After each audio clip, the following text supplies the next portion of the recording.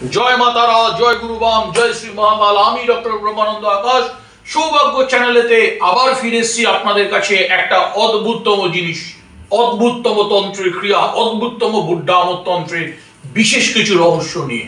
আজকে আমরা কথা বলবো যেই বিশেষ রহস্য, তার জন্য প্রত্যেক পরিবারের কেউ না কেউ প্রত্যেকটি পরিবারে এই সমস্যার ভোগ করছেন। সেই সমস্যার থেকে মুক্তির উপায় আজকে আমি নিয়ে এসেছি।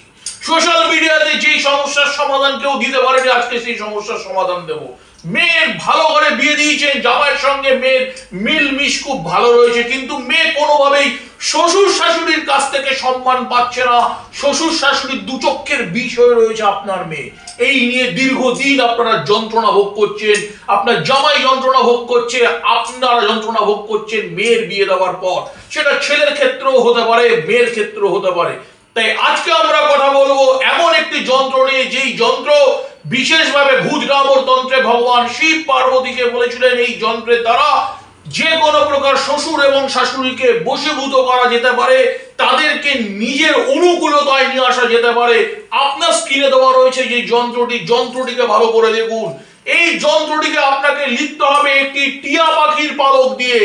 মাথায় রাখবেন, একটি টিয়া পাখি বা তোতা পাখি বা পায়রার পালক দিয়ে, আলতা দিয়ে এই যন্ত্রটিকে শনিবার দিনকে আপনাকে আঁকতে হবে দক্ষিণ দিকে মুখ করে, এবং একটি প্রদীপ আপনাকে দক্ষিণ দিকে মুখ করে ধরাতে হবে।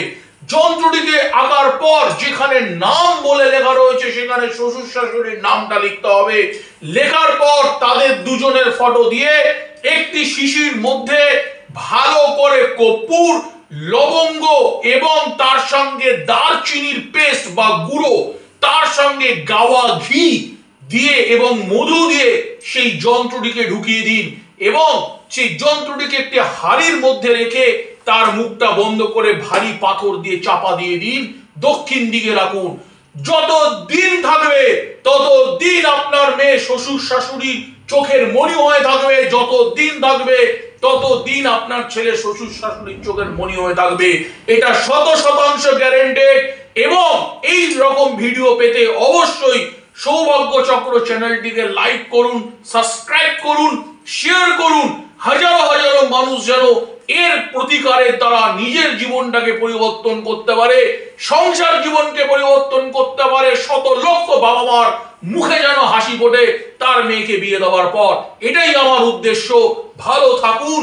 জয় মহাকাল, জয় মা তারা, জয় গুরুবাম।